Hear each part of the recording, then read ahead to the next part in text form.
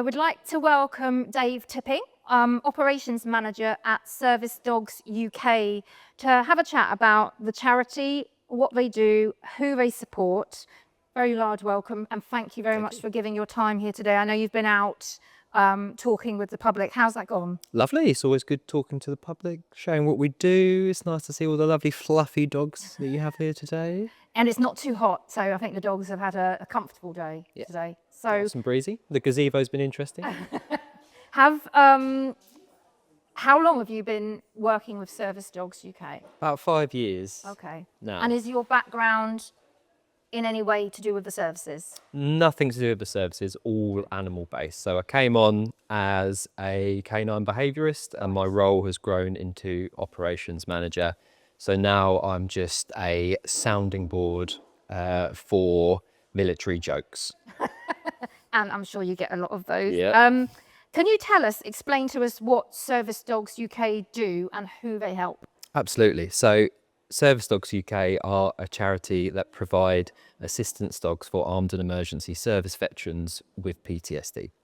So primarily we use rescue dogs, we use dogs from the Dogs Trust, so it's getting a slightly worn and cracked soul and a slightly lost and loving dog and putting them together where the dog feels the cracks, in which they train their own assistance dog. So over the course of a year, they are working with the dog goes into their home, and all of their tailor-made assistance dogs' needs are trained by their handler. So we guide the handler on how to train the assistance dog, and at the end they have a fully accredited assistance dog that they can kind of stand up tall and know that they've put the work in to train their assistance dog. You said a year, is that? In the year, 9 months to about a year. Okay. So training twice a week.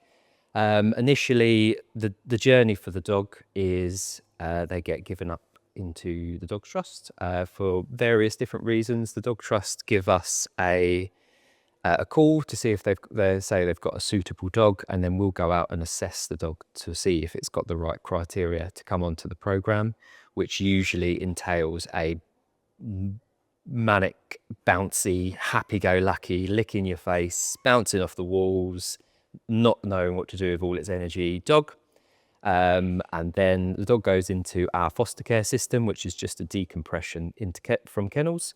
So a nice, calm family environment where the dog can relax slightly and get back to normal doggy behaviours. And then foster carers bring the dog into the training venues, and then they get to meet their forever person. So on the side of the veteran, they come into the training venue and get to work around all the lovable dog licking dogs that we have to find a suitable match, and then we'll take steps for the veteran to get that dog into the veteran's home, and then the veteran will bring the dog into training themselves, and then their journey will continue from there. So all of these little steps build up into getting the dog onto the program, dog going into the veteran's home, veteran then starting their journey proper by bringing the dog in themselves, and then training the dog for about 9 months-ish, at the end of which they do a ADI accreditation, which means they're fully qualified and can stand up tall to say that they've trained the dog to that standard.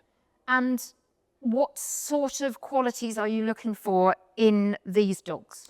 So initially, they just have to be really people focused. Okay. So they have to have an eye to want to please people, and they need to have that level of social intelligence to know when something's wrong with their person. So we get a lot of working line labs and a working line spaniels, a dog that wants to do a job, but we have had many outliers. So we've had huskies, we've had smaller dogs, we've had lots of poodle crosses, so lots of in-betweens, but primarily it's the high drive, charging around dog. A lot of the dogs that we get have separation anxiety, which is a problem for general pet owners, but not a problem for us because they're with their person 24/7. So. And what sort of conditions do these dogs pick up from the human?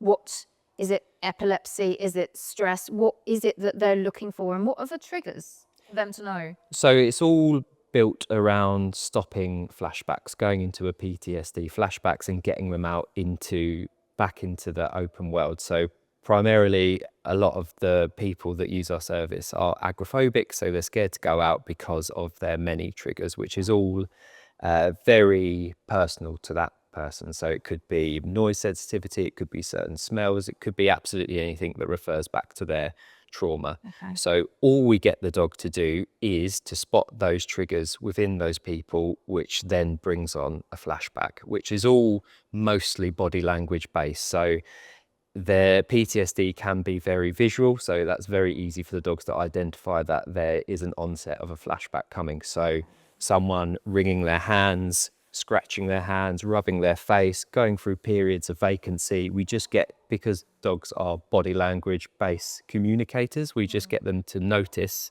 when something's not quite right with their person, and then they can go into either bringing them back into the room using body compression, licking their hands, getting up on their chest, or any mode to bring them out of that flashback into the real world. If an eventuality does happen where they get seriously triggered and they go into a flashback, the dog knows to stay in front of them to support them in building space towards people, or if they're still able to walk, the dog will then take them to an exit or back to a safe place, which will be outside or to their car. And are these dogs with this person for life? So does it come to a point where these dogs need to retire? And what happens then if that person then needs to have another dog? Are those dogs retired to safe environments? How does it work? Absolutely. So the hardest dog for our users is the second dog, because for them, nothing compares to their first dog, which is very, very standardized for assistance dog users. Everyone always compares to their first assistance dog because that's the dog that saved them, or that's the dog that helped them primarily. So their working year is about 9 years for our assistance dog. It's a fairly low impact role as an assistance dog, so they don't take on the pseudo signs of the stuff that they're trying to support. They're there as a assistance dog, but they're also there as a companion, so they get a good amount of downtime and being a dog and doing natural dog behaviors as well as working. So it's 9 years as a soft estimate, but it's a conversation between us and the handler of that dog or the user of that dog. Where is that dog still doing that job? Is it medically still capable of doing that job? And we'll have that conversation. If that's a no for whatever reasons, then we will retire the dog and the user has a opportunity to formally adopt that dog and it can stay with them. And so far, no one's wanted to hand their dog back to us, Sure. which is a good sign. And so you can have multi-dog households with one retired and one working? Yes. Yes. So Okay. the people that use our service often have other dogs, other animals in the house. So it's just something that we have to navigate with them, which is absolutely fine. The dogs, we invest a lot of time into the dogs, so we will train them to kind of overcome any sort of behavioural or environmental hurdles that they need to get over. So is it mainly PTSD, and does PTSD trigger other conditions such as seizures, or is it just, I'm no expert, so I don't understand exactly what would happen if somebody has a flashback. Can you explain it? So a flashback can be sort of a big event where they'll go in onto the floor and cry, or have a really emotional response, or have a flight response where they'll just want to run out of a room. Right. Again, it's very individual. Or they'll go through something where they'll just kind of be paralyzed and they look like they're just It's a kind bit of fight or flight, isn't it? always fight or flight. So your back, it triggers so with PTSD, you have an enlarged amygdala. So you're producing more fight or flight hormones. So it kind of puts you into anything as a door slamming or a car backfiring. It just puts you into that headspace Right. automatically. So the dog is there to sorry, I've forgotten the question. I forgot.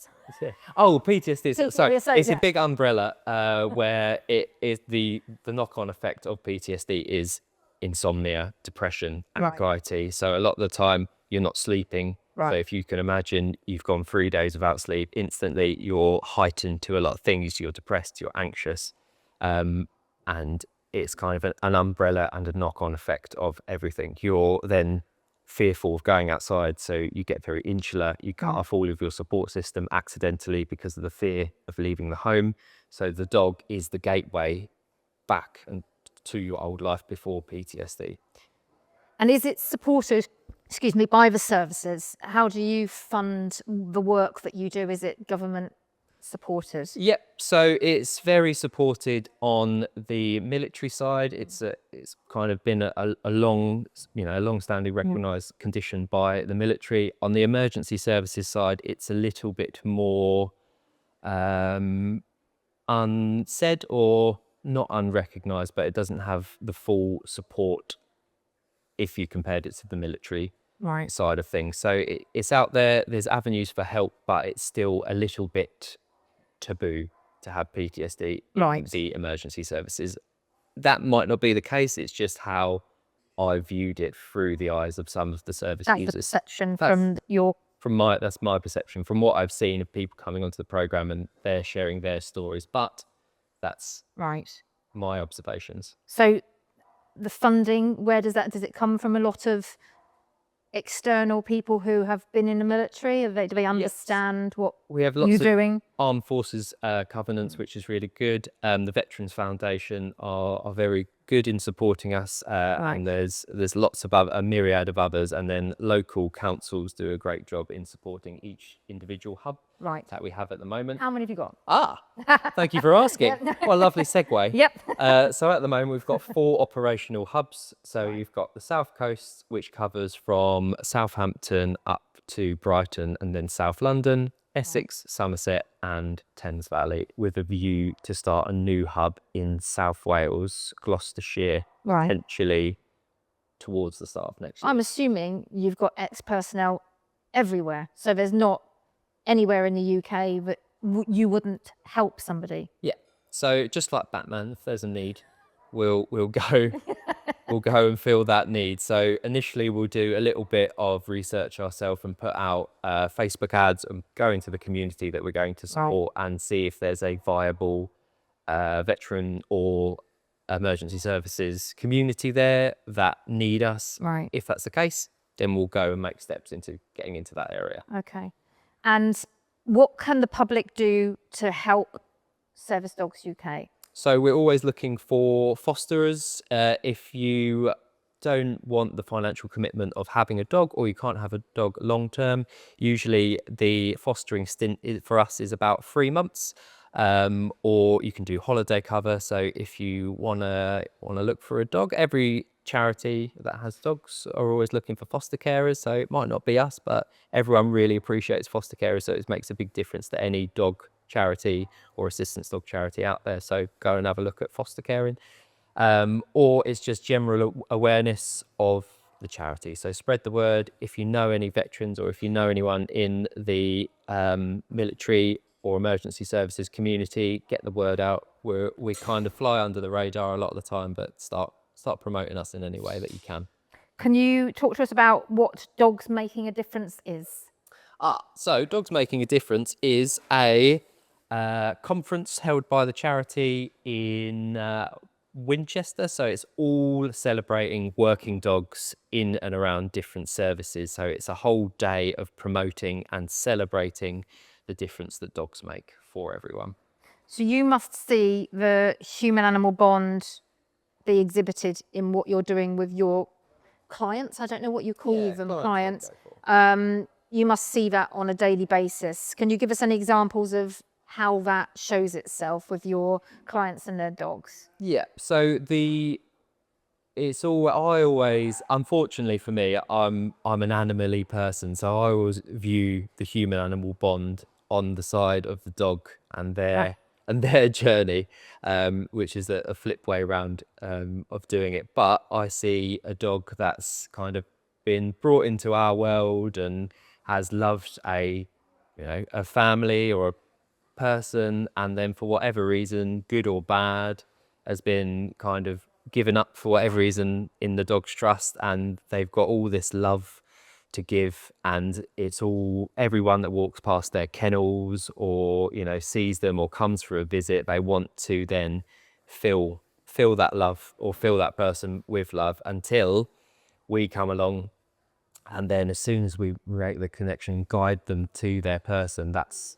it. And they spend initially the the people that use our service aren't very trusting because of the condition of PTSD. They've kind of cut all ties with everyone because of the trauma that they've gone through, and the dog is the first step into trusting people again. So the trust in the animal and the love that the dog gives to the person heals the wounds of all their past trauma that they're working for or have done to them. So it's the connection has then elevated them back into the real world and back into engaging with people, and the capacity even just to talk to someone in the morning of a good morning, something that they've never been able to do for years and years and years, and it opens the door.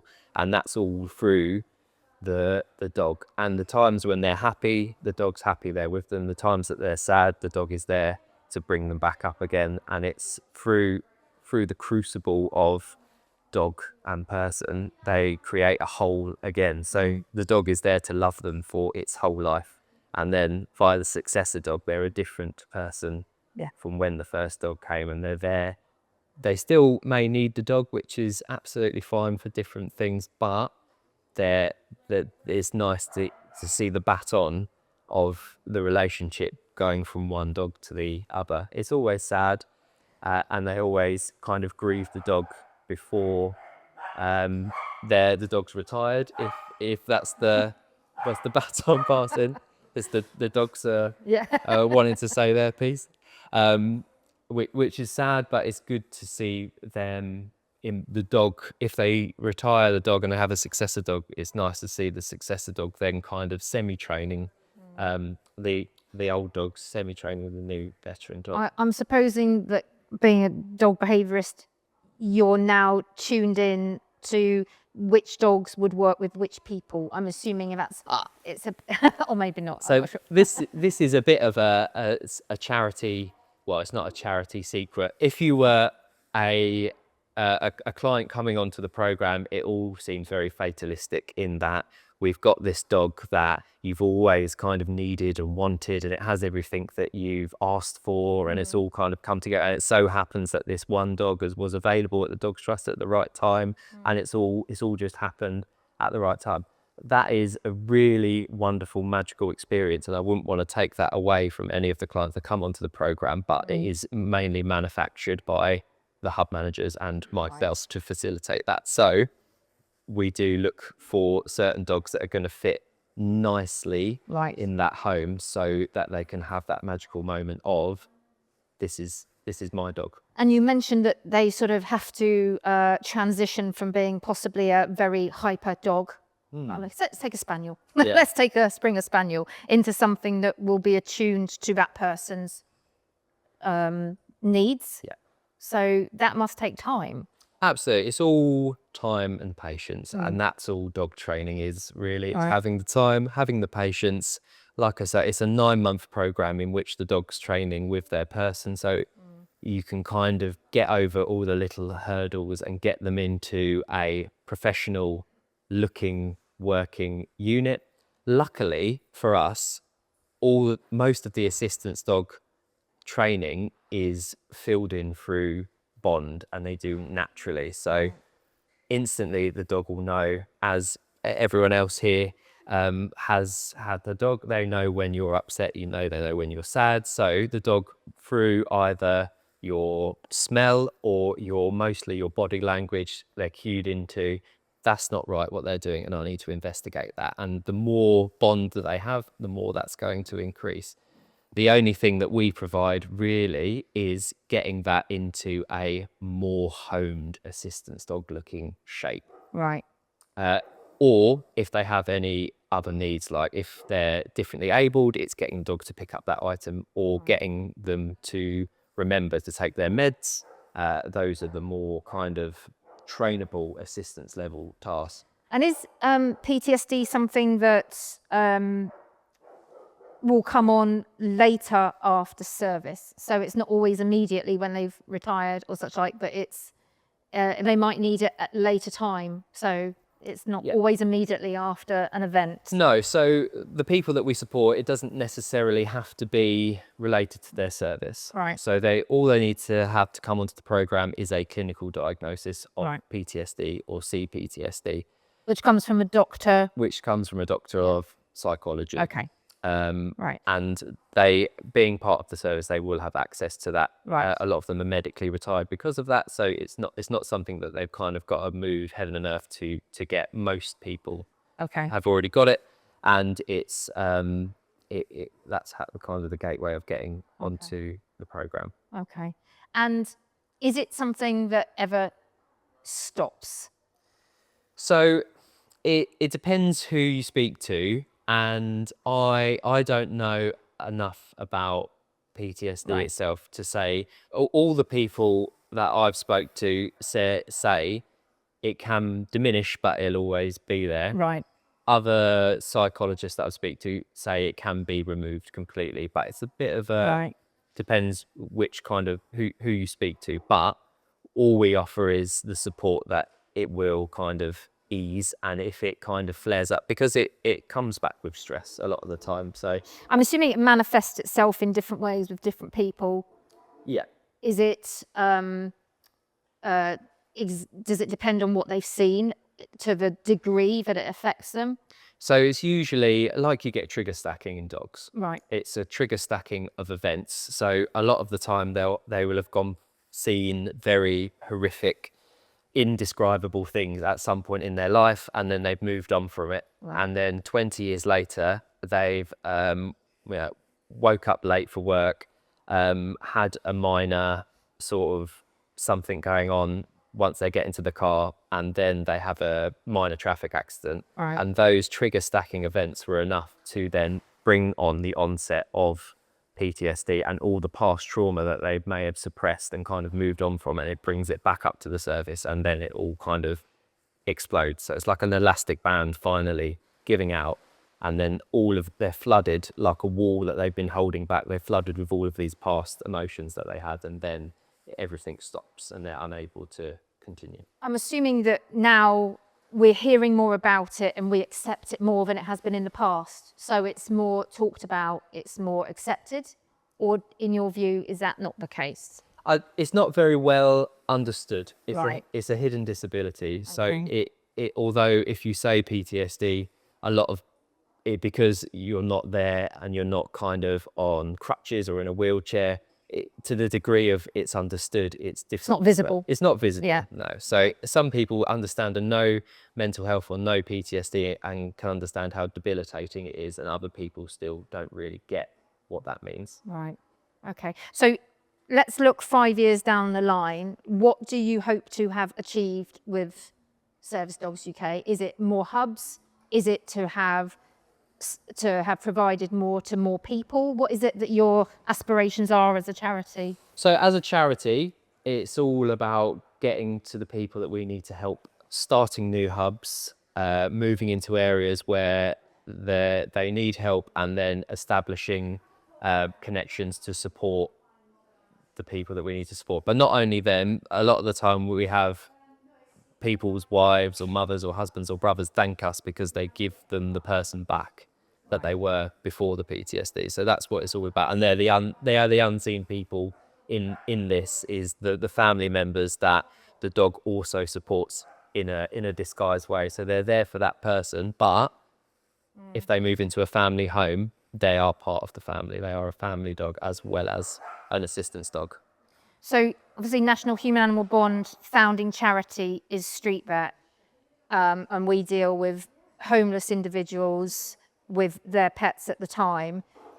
Is homelessness a problem for people who have served? Yes, it is a problem. Luckily, well, not luckily, we're fortunate enough not to have seen that. Many of our clients go through that, but we are aware of it. A lot of the people that get referred to us for other military charities have been kind of supported by them and scooped up by them and haven't got to that point, which is amazing. But we're fully aware that it happens and we're not able to support that people. Is there a massive network of support for ex-military, or is there not enough? There's still not enough. There is support there, and the people that have support really stick together and really help each other out. sure, But yeah. there's still people that slip through those Right. nets and slip through that crack. And it's important to get to those people and give them the avenues of support, because once they're in that network of support, everyone helps everyone. So there is a community. There is a But community. not It's enough. just finding the Okay. community. Okay. And and touched on it earlier, is there certain parts of the UK that are you have more demand in than other parts of the UK?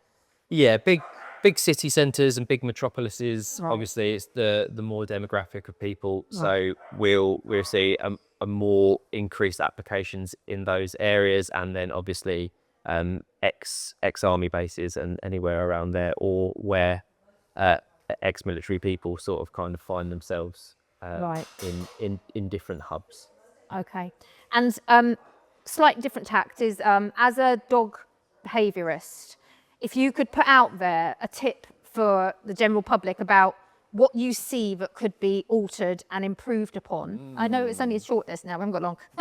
What sort of things do you think that we as owners of dogs out there generally could improve on quite easily? So I've always fancied myself a bit of an ethologist. I love watching dogs and I love looking at dogs, and I love, today is all I've done is kind of, I've spoken to some people, but mostly I've just watched fluffy dogs.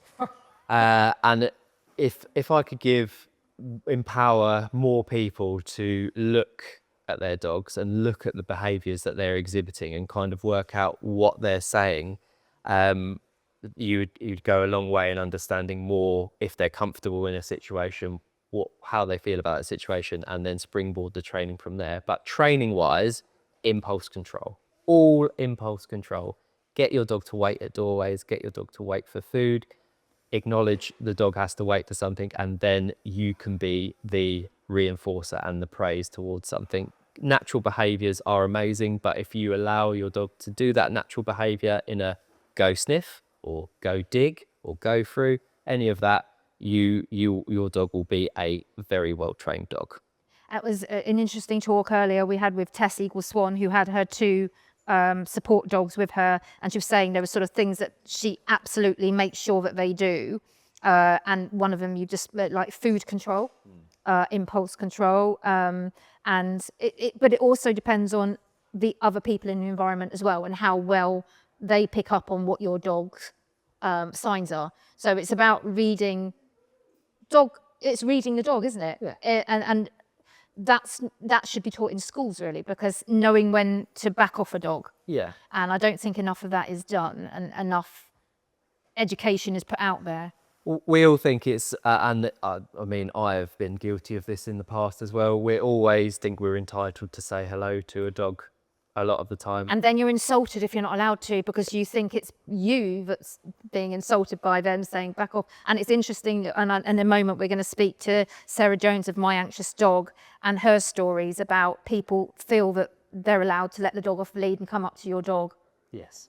And what right do they have to do that? Yeah. So there's more that we can do. But again, impulse control, if you can get a good say hello out of your dog and get your dog to either present a flank or present a bum and then call your dog away, then everyone's happy. The dog has greeted a person. You can cut off the kind of the stimulation of someone touching a dog with calling them back, and it's all just, again, a manufactured training behavior. Dog's happy, you're happy, and the person is happy also. I saw something the other day on social media. It was just saying people think that just because they've done puppy parties, that's it. That's it now. My dog's quite well. What's the word? I've forgotten the word now. But it's conditioned to. It's fine. It's trained. It knows everything just because it's had training as a puppy. Yeah. So I'm assuming they say you can't teach old dogs new tricks, but I'm assuming that we can. Yeah, it never stops. I see lots of clients for reaccreditations. We have to do a reaccreditation each year to make sure that the dog's welfare is good, they're good, their partnership's good, dog's training up to standard, and you can tell the ones that have eased off the gas or eased off the accelerator a little bit in training because there's a little wayward, waggy, cheeky behaviours coming in. Right. And it's just then a re-education. The unsung hero of the charity itself is the peer support that we get. So it's a lot of us as dog trainers and mentors getting them to train their assistance dog, but we're not set up to give them the kind of camaraderie that they once had. But the people on the program, that past and present, that they're going through can. So we have group dog meetups, we have WhatsApp groups, so they can share information, and as a unit that they once had, they can get that back through the kind of the assistance dog community that they're in. And that is really one of the major roads of recovery that they all say about in their feedback forms, is the support of their peers, past people that come back to kind of check in or do top-up training, the mentors that have already got an accredited assistance dog who come back and support the rest of the people going through the program. That's more beneficial than me training their dog with them. Really good point. Yeah. So part of it is social as well. Absolutely. Okay. I'd like to say a massive thank you for explaining that to us today. And anybody, then they just go to Service Dogs UK website, and from there. Yeah, go to Service Dogs UK website if you want to foster a dog, or if you want to donate, or if you're a veteran who wants to come onto the programme themselves, all accessible through our website. Perfect. Thank you very much. Pleasure. Any questions from anybody? One question. Yes. You say that the emergency services were not as engaged as they could or should be. Yes. What would be your sort of ask or wish list for them to be more engaged? Is there some things that they could do to sort of enhance those links with you? So this is sort of my view, obviously through the view of the clients that we serve, is the kind of getting them back into work or making reasonable adjustments to then bring an assistance dog back into the workforce. A lot of the time it seems that they are kind of pushed down the route of medical retirement, even if they're still wanting to do a job or wanting to help in some capacity. So is understanding and retaining the staff more so than they sort of have been. And some of the different services around the country do an amazing job at that, and I can't sing their praises high enough, but it seems to be very unique to different locations within the UK. So if that could be standardized and they could empower the workforce that they already have, then that would be what I would say, or what I would try and suggest. But it's very location based on which branch. Is that how you say the police branch? Is it? Yeah. Oh, yeah. Have you got experience in the services? Yes, I work for my service, and having colleagues recently was like on the recovery process of PTSD. Yeah. So yeah, just interested in what happens there, or feel like we're not engaging enough in that particular instance. So, interestingly, we don't see a lot of people apply from the fire service. So the main demographic is police, and then ambulance, and then the last on the run is fire service. So it might be an accolade towards the fire service in the fact that they do a lot to support already. I don't know, but from what we're seeing, we don't often see people from the fire service, but certainly from other services, it seems like a bit of a, or emergency services, it still seems like a bit of a taboo to get PTSD within the service.